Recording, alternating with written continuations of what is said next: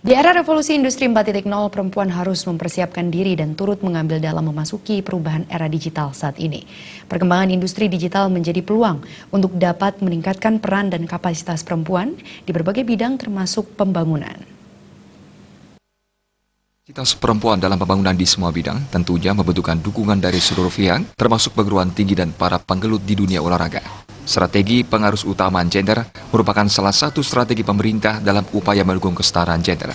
Melalui instruksi Presiden nomor 9 tahun 2000 tentang kesetaraan gender dalam pembangunan nasional juga telah mengamanatkan kepada seluruh pimpinan kementerian atau lembaga dan pimpinan daerah termasuk perguruan tinggi untuk dapat melaksanakan strategi pencapaian kesetaraan gender.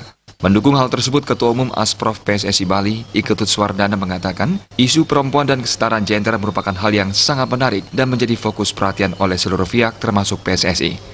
Hal ini menjadi penting karena mampu memicu semangat kaum perempuan untuk ikut aktif berperan dalam pembangunan nasional. Ini adalah satu langkah yang luar biasa untuk kita itu memberi suatu penghormatan untuk menghargai kaum wanita itu sehingga mereka itu tidak seperti apa yang dikatakan bahwa kaum perempuan Indonesia itu yang nomor 2 yang berbahaya di Asia Pasifik.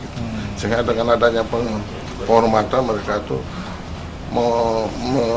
memahami jati diri mereka dan mereka itu akan bisa berbuat yang maksimal untuk bangsa dan negara. Pemberdayaan perempuan dalam bidang pembangunan, perekonomian, olahraga, dan politik tidak akan terlepas dari emansipasi atau peran perempuan tersebut. Untuk itu, kampanye kesetaraan gender yang bertujuan melibatkan laki-laki sebagai agen perubahan guna mengakhiri isu-isu ketidaksetaraan perlu dilakukan sehingga dapat memahami tentang kondisi perempuan dan tantangan kesetaraan gender menjadi semangat baru dalam membangun Indonesia yang lebih baik.